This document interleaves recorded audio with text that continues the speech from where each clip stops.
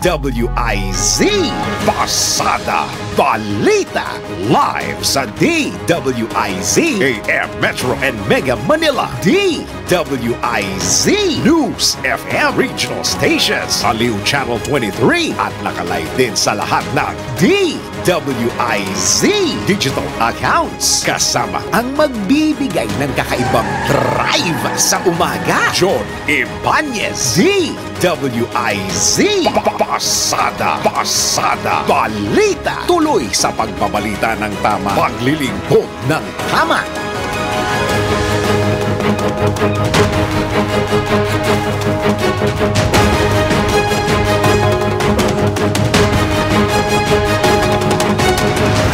Narito na ang headline sa Pasada Balita ngayong araw ng Lunes, 23 na po sa buwan ng Setyembre 2024.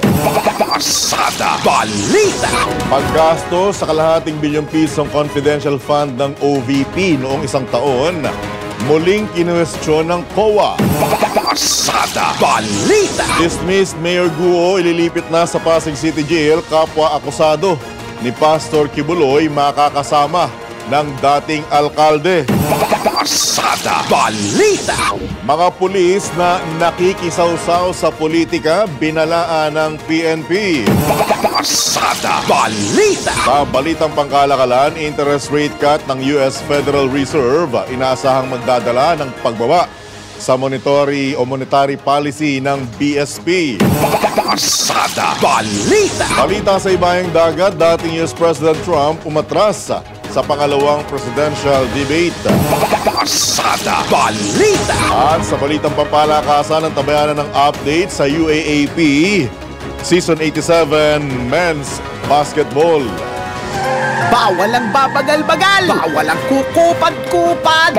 Pasada Balita. Magandang umaga, Luzon, Visayas, Mindanao, Pilipinas. Ako po ang inyong tagapaghatid balita, Johnny Ibanez. Pasada Balita. At ngayon, pasadahan na natin ang detalye ng mga nagbabagang balita. Pasada Balita. Sinita ng Commission on Audit ang questionabling paggamit ng 237 million pesos na pondo mula sa 500 million pesos na confidential fund ng Office of the Vice President noong 2023.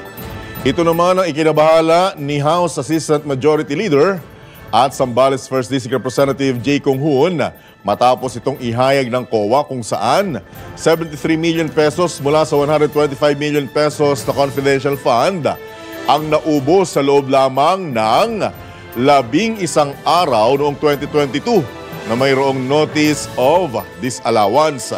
Nanawagan din ng kongresista sa tanggapan ni Vice President Sara Duterte na ipaliwanag ang nasabing pondo at huwag anyang iwasan ang mga tanong kaugnay dito.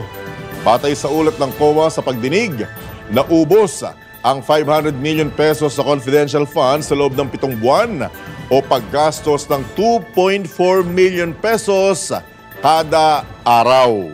Pasada Balita. Bumuelta naman si Antipolo City 2nd District Representative Romeo Acop kay Senator Ronald De La Rosa na tigilan na ang anyay pagtatago sa palda ni VP Sara at harapin ang mga akusasyon laban sa kanya sa ilalim ng madugong war on drugs ng nakaraang administrasyong Duterte. Ayon kay Congressman Acop, walang basihan ang aligasyon ni Senator De La Rosa na ang testimonya ni dating Iloilo City Mayor Jed Patrick Mabilog sa House Quad Committee ay bahagi ng demolition job kung saan target si VP Sara at ang kanyang mga kaalyado para sa 2028 elections. Binigyan din pa ng kongresista na walang political maneuvering na nangyayari at mahalagaan niya ang testimonya ni Mabilog sa isinasagawang investigasyon. Samantala, iginit naman ni Manila 6th District Representative Bienvenido Benny Apante Jr. na bilang mga legislator, trabaho nila na makuha ang hustisya para sa mga biktima ng illegal drug operations at ilantad ang mga sindikatong responsable. Tanggapin na lamang anya, dapat ni Senator De La Rosa ang investigasyon ng Quad Committee nang sa gayon mapakinggan ang kanyang panig. Pasada Balita.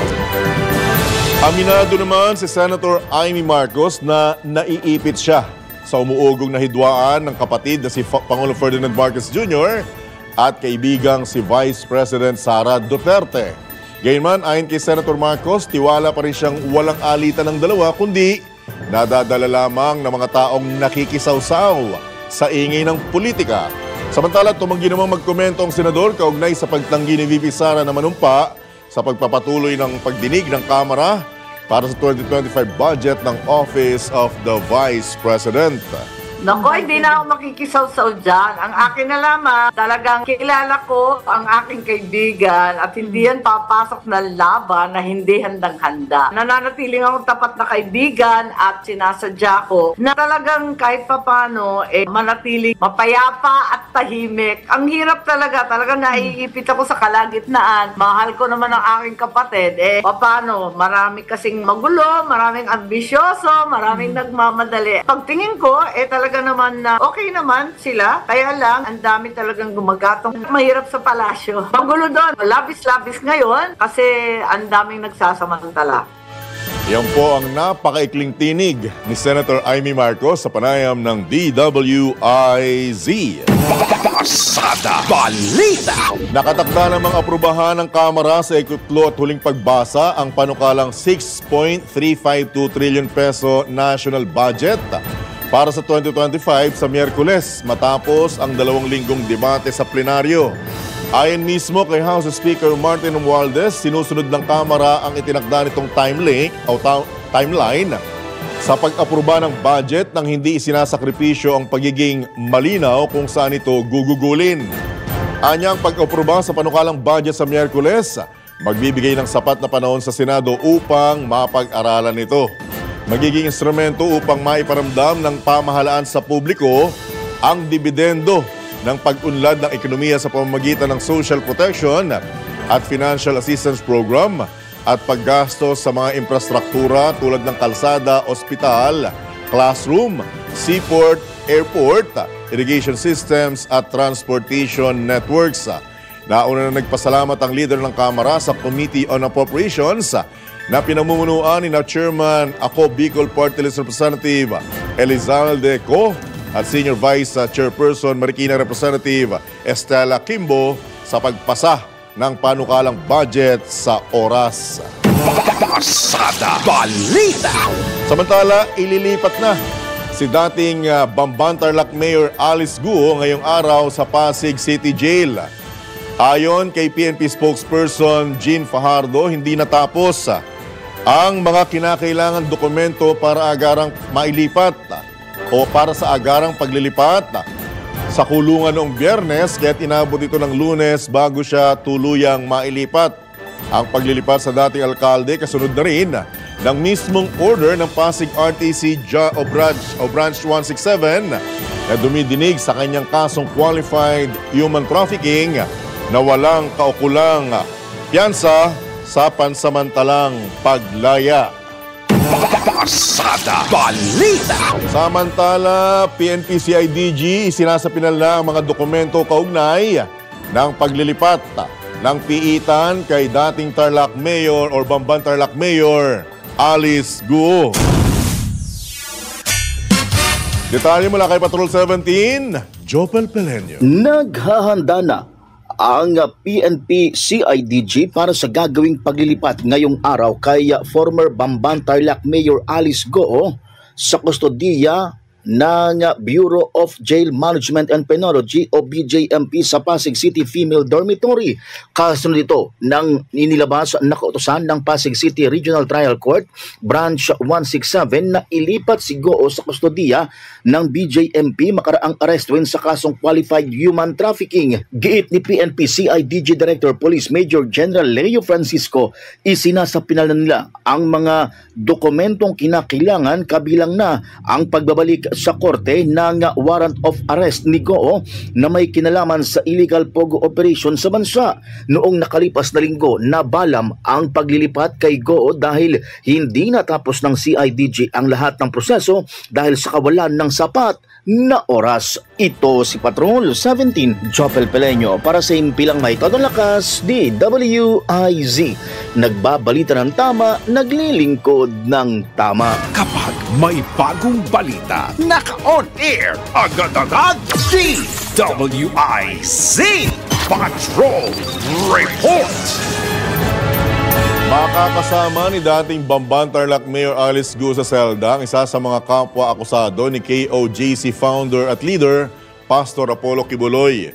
Ito ayon kay Bureau of Jail Management and Penology spokesman J. Rex Bustinera ay sakaling mailipat na ang dating alkalde sa Pasig City Jail mula sa PNP Custodial Center sa Campo Crame. Meron pong dinalang 3 co-accused ni Pastor Kibuloy noong nakaraang linggo. Ito pong mga co-accused na ito, hiwa-hiwalay po sila ng selda doon kasi meron pong 3 general population na selda doon. Hiwa-hiwalay, so may makakasama po siyang isa. At hindi naman po maiiwasan kasi nga po, yun na talaga po yung distribution ng PDL natin. Kaugnay nito, muli rin tiniyak ng BJMP na maliban sa paghihigpit ng seguridad, matatanggap ng alkalde o dating alkalde ang kaparehong pagtrato sa mga ordinaryong preso. Pare-pareho lang po ang treatment namin dyan, pribileyo nila at karapatan nila ay na-o-observe naman. Bagamat ito lang din po, sasabihin ko lang din, meron po kaming preparation sa security. Yun po yung kakaiba doon. Kumbaga yun yung kakaiba sa ordinaryong PDL ay nag-tighten po kami ng security. Nagdagdag po kami ng mga special response team, yung ating special tactics and response para magdagdag perimeter security. At kung may hearing siya ay may escort siya na babae rin na may mataas na training. Iba-iba pang mga specialty nito sa escorting. Yun po kasi pinaghahandaan na rin po natin ang mga posibleng pagdinig sa Kongreso na kailangan may full security din. Yan po ang tinig paliwanag ni BJMP spokesman J. Rex Bustinera sa panayam ng DWIZ. Pasada Balita. Samantala, mariing kinundina ng Council of Chiefs, grupo ng mga dating hepe ng Philippine National Police, ang aligasyon ni PAGCOR Security Monitoring Cluster Head Raul Villanueva na isang dating PNP chief ang kabilang sa payola ng iligal na pogo at sangkot sa pagtakas ni dating Bamban Tarlac Mayor Alice Go. Ayon sa COC, irresponsable ang pahayag ni Villanueva at isa itong mapanirang akusasyon na nagdadala ng kahihiyan sa kanilang hanay na nag-alay ng ilang taon para paglingkuran ang mga Pilipino. Iginit pa ng Council of Chiefs na bagamat wala na sila sa serbisyo, patuloy nilang itinataguyod ang integridad at pangako na protektahan ang Pilipinas. Kasunod nito, hinimok ng grupo si Villanueva na isa ring retiradong general na tukuyin na ang nasabing polis nang sa gayon, malinis naman ang pangalan ng wala namang kinalaman sa issue. Sa karirian nilang mapatunayang walang katotohanan ang paratang ng PAGCOR official, dapat lamang itong mag-public apology. Pasada Balita. Samantala, sa pagkakataon pong ito, mga kabalitaan, kabalitaktakan, tayo po'y pinalad na makakausap ang dating kongresista at dati rin pong tagapagsalita ng Office of the Vice President sa katauhan po ni Attorney Barry Gutierrez. Attorney Barry, good morning. Johnny Banyas po. Live na po tayo sa DWIZ, Aliw Channel 23. Good morning, Sir John. Long time no see. Oo. At kung maaalala mo, Attorney Barry, may pangako ka sa akin nung nakaraan. Hindi lang natupad. Anyway, maraming salamat sa pagkakataon, Attorney Barry. Dahil bagamat nung nakaraang linggo pa nangyari, mukhang hanggang ngayon hindi pa rin po nabubura yung nilikhang ikangay alingas-ngas nitong balitang ito. Unang-unang katanungan, Attorney Barry, with your indulgence, may bumisita ng biglaan, may maayos na tumanggap, ano po ngayon ang problema? At ano ang nilikhang problema nito? At kanino nagmumula ang problema, Attorney Barry? Sa totoo lang, hindi ko naiintindihan kung ano yung issue. Siyempre, naiintindihan ko na may magkakaroon ng katanungan bakit dumalaw. Pero nung napaliwanag at lumabas na yung kwento na ito ay biglang dalaw ni VP Sara Duterte kay dating Vice Presidente Leni Robredo na dumiretso sa kanyang bahay.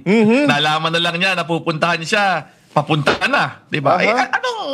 Anong problema? Alangan naman anong gusto mangyari ng ibang tao? Hindi tanggapin, 'di ba? Hindi papasukin sa bakuran. Hindi naman ganoon ang pagkatao ni VP Leni, 'di ba? Kilala naman nating lahat si VP Leni. Ano talaga 'yan? Tagapagtaguyod ng good manners and right conduct. At kaya ng sinabi niya nung isang araw, ang piyesta ng Our Lady of Peña Francia sa Bicol ay isang politically neutral, 'di ba? Na ground. So, 'di ba? Sa kanya natural na yung umasta na maging maayos at mabuting host sa ganyan.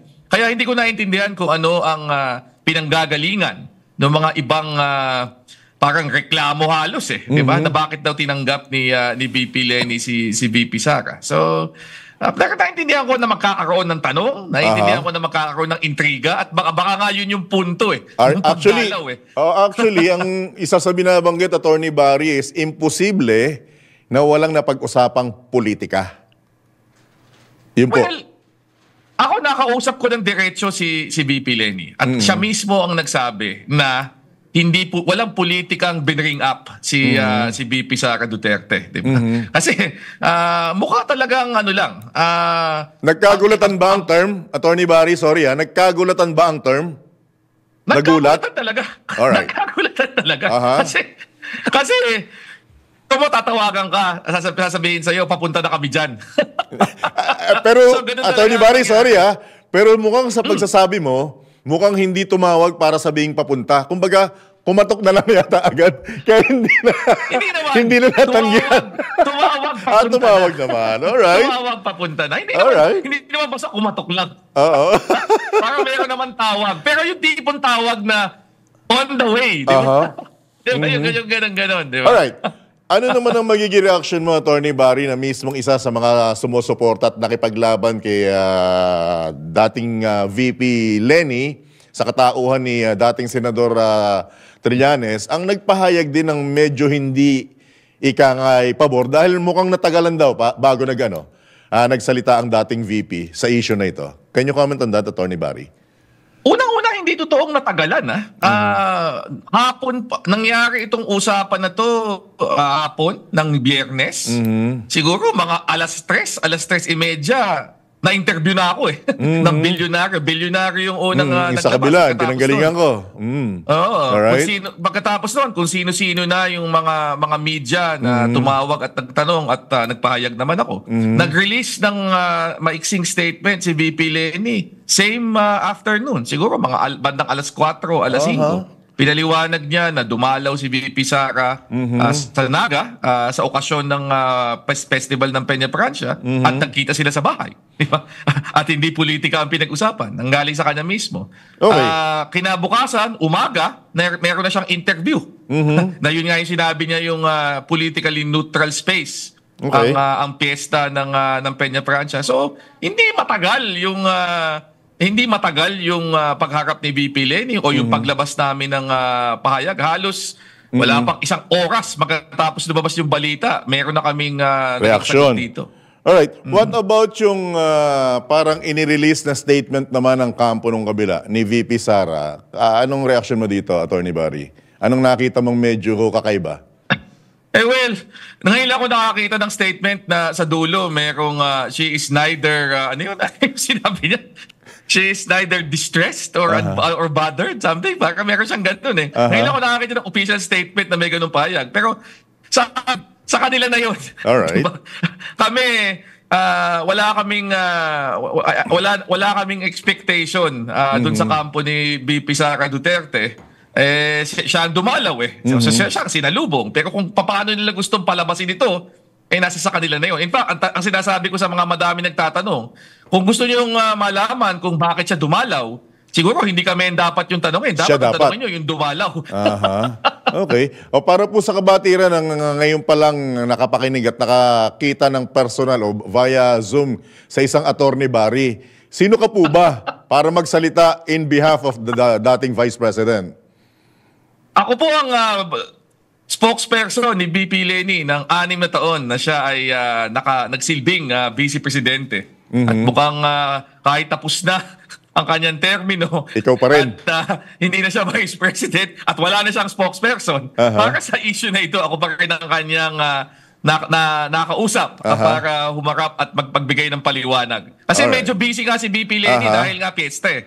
So, on an extended duty ka, tour of duty ka, Atty. Barry.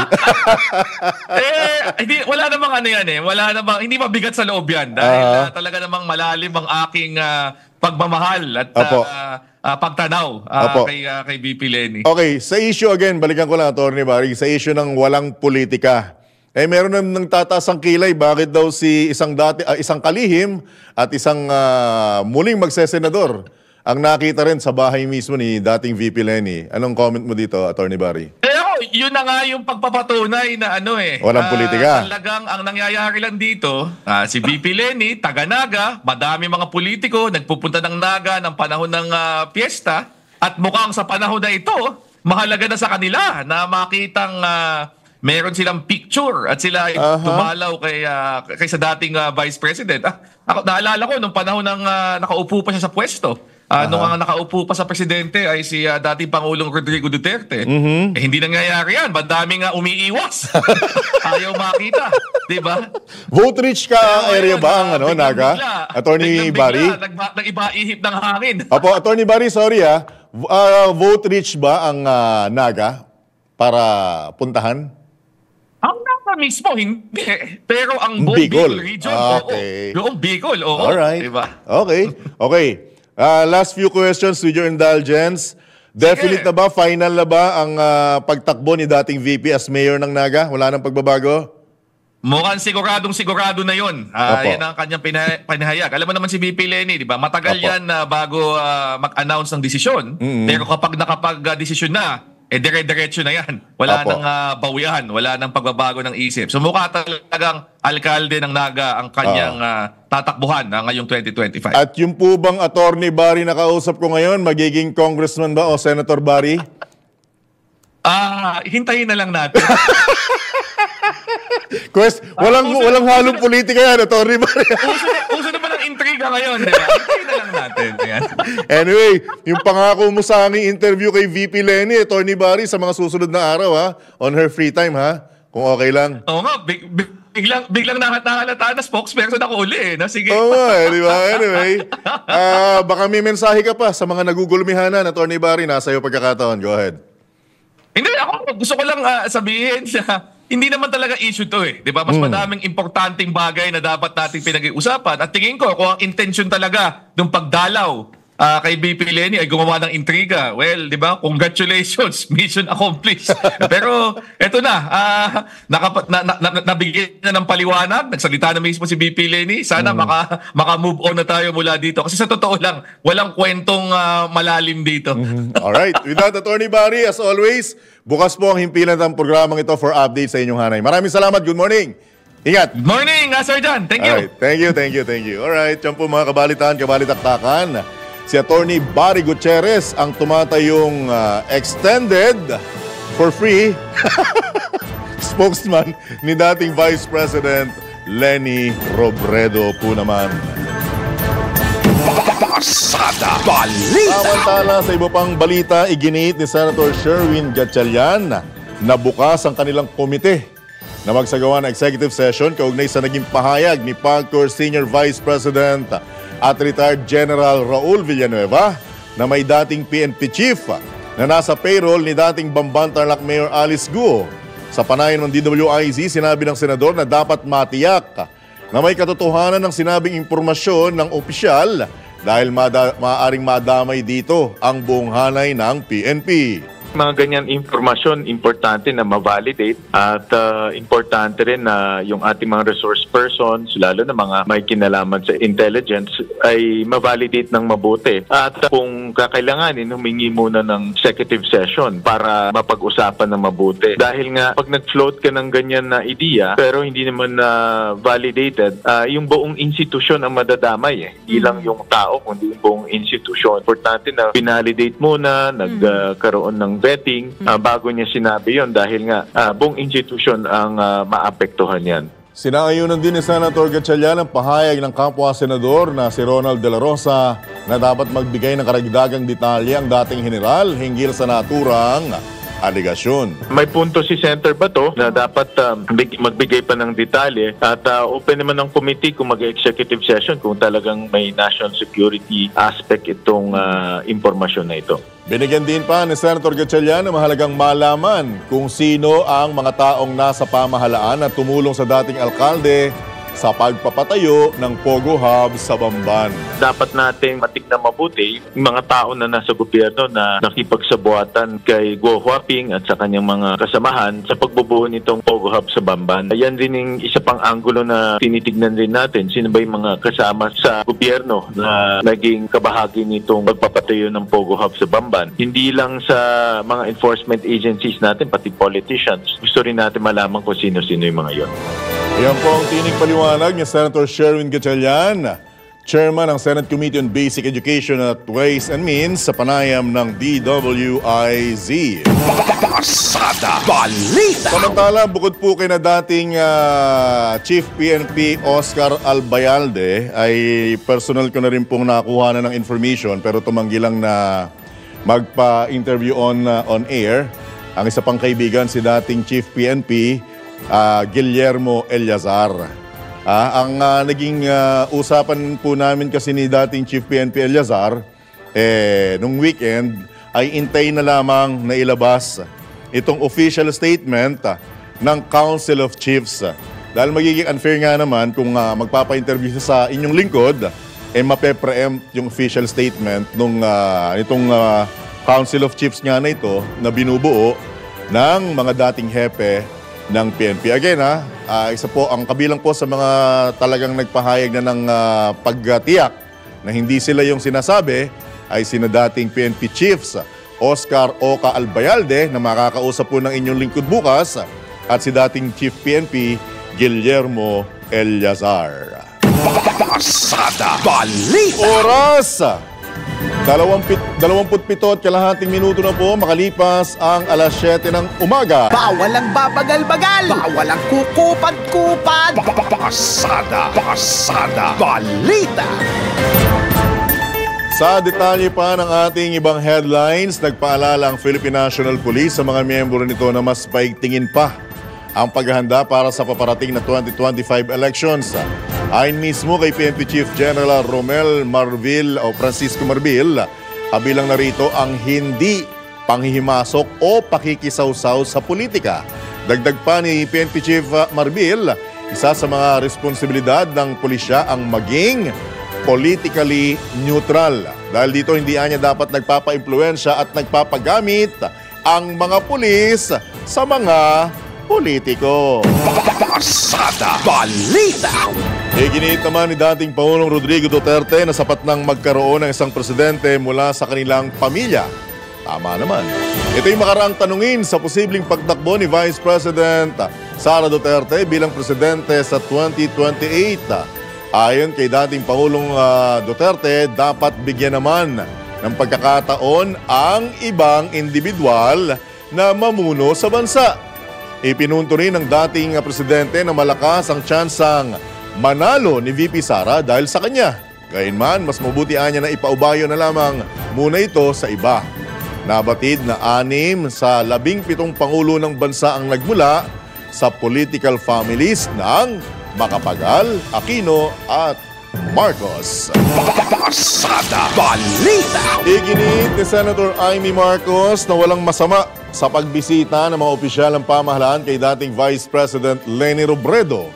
Ayon kay Senator Marcos, hindi na ito bago lalo na kung kapistahan ng Peña Franza at isa pa, nalalapit na ang eleksyon. Samantala, hindi rin naman nakausap ng senador si Vice President Sara kaugnay sa pagbisita nito kay dating VP Leni at saka lamang anya nalaman ang impormasyon nang mabasa na ito sa dyaryo. Hindi ko nakausap. Nabasa ko lang, nakita ko sa dyaryo, nabasa ko yung statement niya. Parang self-explanatory naman. Buong mundo pumupunta doon pag Peña, Francia. At saka panahon ng eleksyon lahat ng katunggali kinakausap di ba? Yung Chris Aquino, may presidential medical protocol. Siguro, ganyan talaga. Mabuti naman parating umiikot. Lahat ng mga politiko sa panahon ngayon lahat nag-uusap-usap, di ba? Yung mga dating katunggali nag-uusap naman. Mabuti naman yan para sa ating bansa, sa palagay ko. Kaya lang, kailangan maliwanag pa rin kung sino yung kaibigan mo at sino yung kaalyado mo. Yan po ang tinig ni Senator Amy Marcos sa panayam ng DWIZ. Pasada Balita! Kinumpirma naman ng liderato ng Kamara ang opisyal na pakipag-alyansa ng Lakas Christian Muslim Democrats sa administrasyon upang punan at suportahan ang mga kandidato sa congressional local election sa May 2025 midterm elections. Ito ang inanunsyo mismo ni House Speaker Martin Romualdez sa National Convention ng partido na dinaluhan ng mga pangunahing opisyal at miyembro ng Lakas CMD sa Aguado Residence sa Malacanang. Ayon sa leader ng Kamara, mananatili ang Lakas CMD bilang maaasahang katuwang ni Pangulo Ferdinand Marcos Jr. sa pagsusulong ng mga patakaran at reforma para sa kabutihan ng bawat Pilipino. Hindi lamang anya sila basta nagsasabak ng kandidato sa 2025, bagkus hinuhulma rin nila ang kinabukasan ng bansa kaya't kanilang ipinagmamalaki ang pakikipagsanib puwersa ng Lakas CMD sa alyansa para sa bagong Pilipinas na isang multi-party administration alliance na maghahatid anya ng mga hindi matatawarang kandidato sa Senado hanggang sa local level. Pasada Balita! Samantala, nakatakda namang isumite ng PNP ang medical findings ni Pastor Apollo Kibuloy sa Pasig RTC. Ito'y matapos magmosyon ang kampo ng pastor sa Pasig City RTC Branch 159 para sa isang hospital arrest at sa isa sa kanyang kapwa-akusado na si Ingrid Canada sa Davao City. Kasunod nito, hiniling ng hukom sa PNP na pangasiwaan ang medical check-up ng pastor para sa mga doktor ng pamahalaan. Ayon kay PNP spokesperson Jean Fajardo, nasa Pasig RTC Branch 15 na ang desisyon kung ibabase nila ang kanilang desisyon sa findings ng doktor mula PNP General Hospital o kailangan pang magsagawa ng pagdinig. Igagalang nila ang desisyon ng Pasig City Court at kanila itong susundin. Matatandaang naglabas ng warrant of arrest laban sa religious leader at sa mga kapwa-akusado nito dahil sa paglabag sa Special Protection of Children Against Abuse, Exploitation, and Discrimination Act at Qualified Human Trafficking. Pasada Balita! Mariin namang itinanggi ni Senator Ronald De La Rosa, Chairman ng Senate Committee on Public Order and Dangerous Drugs, na politika ang dahilan ng pagkakasama sa pangalan ni dating Iloilo City Mayor Jed Mabilog sa narco-list ni dating Pangulong Rodrigo Duterte. Bago rito, iginit ni dating Mayor Mabilog na posibleng kaya siya napabilang sa listahan dahil hindi niya sinuportahan ang kandidatura ng dating Pangulo. Para kay Senator De La Rosa, kung politika ang basihan ni dating Pangulong Duterte, dapat hindi lamang si Mabilog ang nasa listahan, kundi ang iba pang opisyal ng pamahalaan na hindi ito sinuportahan ang kanyang presidential campaign. Kung ganun ang reasoning niya, buong Pilipinas ilagay si Prinsip kay lahat ng mayor at gobernador sa drug watch list dahil alam naman natin sa buong Pilipinas, ilan lang yung sumuporta kay Pangulong Duterte noon. Ibig bang sabihin, lahat ng hindi nagsuporta ilagay sa drug watch list. Hindi naman siguro tama na reasoning yan. Sa buong Pilipinas, anong bayan ba, anong syudad ba ang pinakamaraming shabu, pinakamalakas ang shabu? Ang Iloilo. Kaya natural lang yun, nandun, nakatutok ang intelligence agencies dyan sa malakas na lugar. Nandiyan yung mga malalaking daglog, yung politika. Iginit pa ng Senator De La Rosa na madaling gamiting dahilan ng politika, lalo na kung sangkot nga ang mga ito sa iligal na droga. Kung tinamaan sila doon sa war on drugs, very convenient excuse yung politics. Isipin mo, pati si Marujas at si Senator Drilon, kasama daw na i-DDM. Anong papel ng Drilon sa drugs? Gawin ng protector? Si Marujas, pinadamay mo pa na natalo na nga sa eleksyon. Ano klase pamulitika yan? Di ba kapanipaniwala ng mga usapan yan? At sabihin nila na nagsabi daw si General Castulan na yun daw ang balas. Kawawa naman yung patay na tao. It's very convenient to point to a person as the source of information who is already dead and can no longer confirm or deny such allegation. Yan po ang tinig paliwanag ni Senator Ronald De La Rosa, Chairman ng Senate Committee on Public Order and Dangerous Drugs sa panayam ng DWIZ. Pasada Balita. Ibinasura naman ng Sandigan Bayan ang mga kasong graft at malversation laban kay Janet Lim Napoles at dalawang dating opisyal ng isang defunct estate enterprise kaugnay ng Priority Development Assistance Fund of PDAF scam. Sa inilabas edisyon ng Sandigan Bayan 2nd Division, nabigong magbigay ng sapat na ebidensya ang prosekusyon na sina Napoles, National Livelihood Development Corporation President Gondelina Amata at NLDC Assets Management Division Chief Gregoria Buenaventura na nagkasala ng maling paggamit ng 5 milyong piso sa paglalaan ng PDAF ni dating La Union Representative Victor Francisco Ortega noong 2009. Mananatili naman sa piitan si Napoles dahil nahatulan siya sa iba pang mga kaso. Pasada Balita. Sa iba pang tampok na balita, muli iginiit ni Senator Amy Marcos ang kanyang pagtutol sa Public Transport Modernization Program ng pamahalaan. Ayon sa senador, malinaw na may kapalpakan ang programa gayong 3 presidente na ang pinagdaanan nito. Binigyan din pa ng senador na mahirap ituloy ang modernisasyon lalo na at kulang ito sa konsultasyon. Ako talaga ayoko ng modernization kasi kung tutuusin, obvious ba na may kapalpakan? 3 presidente ng dinaanan yan eh. Nagmula yan kay Presidente Noynoy, tapos kay Presidente Duterte, andon kay Presidente Marcos. Ayun, 3 na, hindi mabobo. Ibig sabihin, kulang talaga ng konsultasyon. May problema talaga. Unang-una, yung problema talaga, wala namang pera. Paano ka naman yan? Sino bang may ayaw ng bagong sasakyan? Kung kaya lang, ay kaso, ayan, ang dami-daming requisitos. Pipilitin pa na level 4. Pipilitin pa na kung ano-anong co-op ang kailangan salihan samantalang hindi naman sasagutin yung utang. Sinabi pa ng senador na bukod sa mahal na unit ng modernong jeep, dagdag pasanin sa mga tsuper at operator ang tumataas sa presyo ng produktong petrolyo. Kung tutuusin, galing lahat ng transport group sa 2 taon ng lugi. Kasi lockdown ng lockdown, hindi nga mamasada yung mga pobreng yan eh. Tapos, nung nagbukas naman, wala nang lockdown, hindi na close open ang buhay natin, abay ang sumunod naman yung gasolina. Alam natin yung gasolina, naku, ano ba yan? Kada linggo, di ba, nung nakaraang taon, kada buwan, ayan naman, tataas na naman. Kaya ang kinikita nila, hindi talaga sapat. Yung mga ruta, hindi pa nararationalize. Ika nga, pinasukan pa ng e-vehicles. Nako, dapat i-sort out itong mga dinadaing kasi hindi basta-basta magdedeklara modernization. Ayan, tapos urong ng deadline. Yan po ang tinig ni Senator Amy Marcos sa panayam ng DWIZ. Pasada Balita. Samantala, walang nakikitang pagkakamali si dating Pangulong Rodrigo Duterte sa kanyang ibinigay na kritisismo kay Pangulong Ferdinand Marcos Jr. Sa kanyang pahayag sa Partido Demokratiko Pilipino National Assembly sa lungsod ng Davao, sinabi ng dating Pangulo na basta tatakbo ang pamahalaan sa regular na paraan, pwedeng mabuhay kasama si Marcos.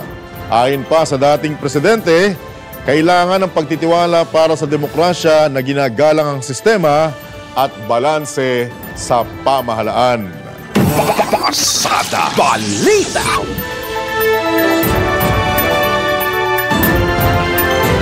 Samantala, sa latest ng Filipino Mirror, kinasuhan na ng Bureau of Customs ang may-ari at mga crew ng MT Trade Trust at MT Mega On Soleil na sinasabing sangkot sa paihi scheme o illegal na paglilipat ng unmarked fuel sa Navotas Fishport.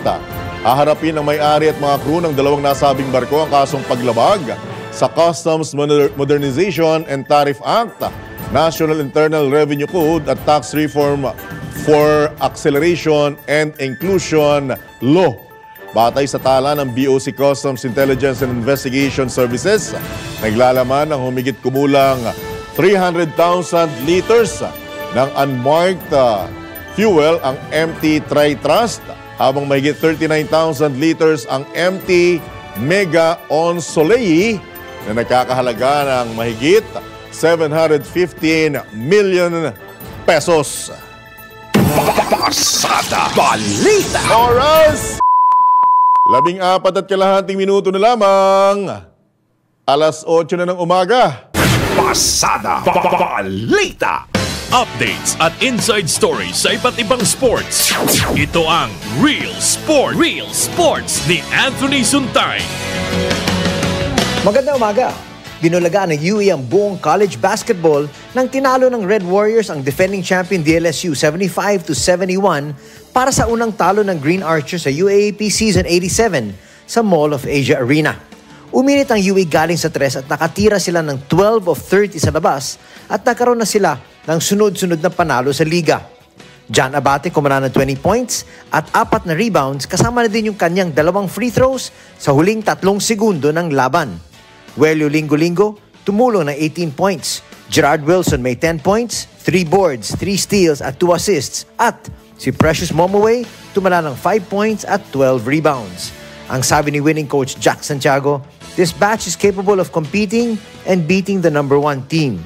I will give credit sa boys ko dahil during our practice, I saw the intensity. I just told them to have a good start and keep the game close. Para sa Real Sports, ito po, si Anthony Suntay. Real Sports ni Anthony Suntay sa DWIZ 882. Pasada Balita. Balitang pangkalakalan. Inaasahang magdudulot ng sunod-sunod na rate cut ang Bangko Sentral ng Pilipinas matapos bawasan ng 50 basis points ng US Federal Reserve ang kanilang interest rate mula pa noong 2010. Ayon sa Sumitomo Mitsui Banking Corporation, maaaring magbawas ang BSP ng 50 to 75 business points ngayong taon, kung saan ang karagdagang rate cuts mula sa iba pang central banks sa rehiyon inaasahan din. Ang mga pagbawas sa interest rate ay magpapataas ng purchasing power ng mga consumer at makikinabang ang mga negosyo sa mas mataas na kita sa bansa. Pasada Balita. Mga balitang dapat alam mo kahit sa labas ng bansa. DWIZ Balita sa ibang bansa. Nanindigan si dating US President Donald Trump na wag nang muling makilahok sa pangalawang debate sa TV bago ang presidential elections sa Nobyembre. Ayon kay Trump, halos nagsisimula na ang botohan dahil lumarga na ang early voting sa Minnesota, USA. Samantala, tinanggap naman ni Vice President Kamala Harris, Democratic Party candidacy, ang isang imbitasyon sa debate sa isang network sa October 23. Matapang naman ang sinabi ni Trump na wala nang susunod na debatihan matapos ang unang debate nila ni VP Harris. Pasada Balita. Samantala, iwan ko kayo ng good news. Go, go, go!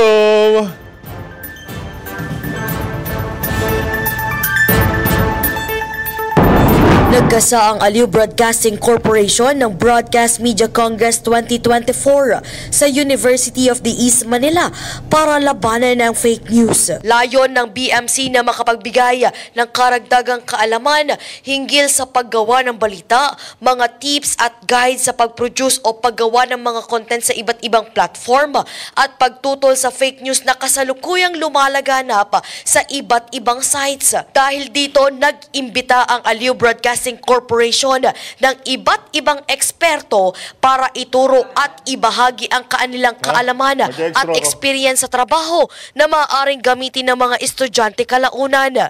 Ayon kay Havas Media Ortega Chief Digital Officer Shane Madamba, kailangang tignang mabuti ang mga inilalabas na balita sa mga social media dahil hindi lahat ng content ay may katotohanan. about the importance of being media agnostic at talagang ramdam na ramdam natin siya pagdating sa balita. And sometimes ang pagbabalita nga, it's a mix of information, misinformation, annoyance, and so many of these factors. Nakikita naman ni ABC Vice President for Business Development Dennis Antinor Jr.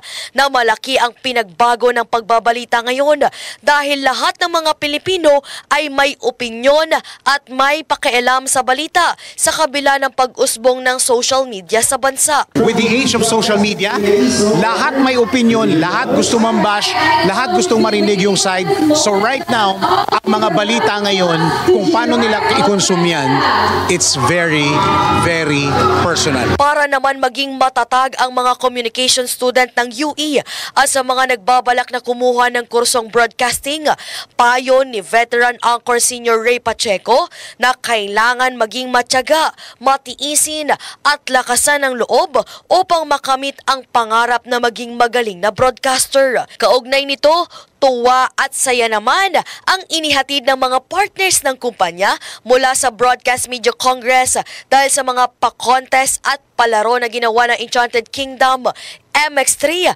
Tolak Angin, ALC Group of Companies, DWIZ, Aliw Channel 23 at Home Radio. Sa kabuuan, naging matagumpay ang Broadcast Media Congress 2024 dahil sa pagdagsa ng mahigit 1,000 estudyante na nakiisa sa nasabing event. Kaya naman, abangan ang susunod na universidad na dadayuhin ng Aliw Broadcasting Corporation. At yan ang aking special report. Ako si Jen Patrolya, nagbabalita ng tama, naglilingkod ng tama. At sumayin niyo po ang Monday edition ng inyong nag-iisang pasada balita. Dito lamang po yan sa DWIZ, nagbabalita ng tama, naglilingkod ng tama. Ako po ang inyong naging kabalitan at kabalitaktakan, Johnny Bañez, na bumabati po ng happy birthday kay Congressman Nicanor Nick Briones ng AGA Party Lista. Antabayanan po ang susunod na palatuntunang karambola. Oras, ilang segundo makalipas ang alas 8 ng umaga. You know, woo! Bawal ang babagal-bagal, bawal ang kukupad-kupad. Mabilis na ang panahon, kaya maiiwan ka kapag hindi ka nakasabay sa bilis ng panahon. Presyo ng gasolina, saan traffic, saan hindi. May strike ba o wala? At mga balitang importante sa buhay ng commuter na Pinoy sa DWIZ. Pasada Balita, live sa DWIZ, AM Metro and Mega Manila. DWIZ News FM Regional Stations, Aliw Channel 23 at nakalive din sa lahat ng DWIZ digital accounts. Kasama ang magbibigay ng kakaibang drive sa umaga, John Ibanez. DWIZ Pasada Balita, tuloy sa pagbabalita ng tama, paglilingkod ng tama, Lunes hanggang Biyernes 7 a.m.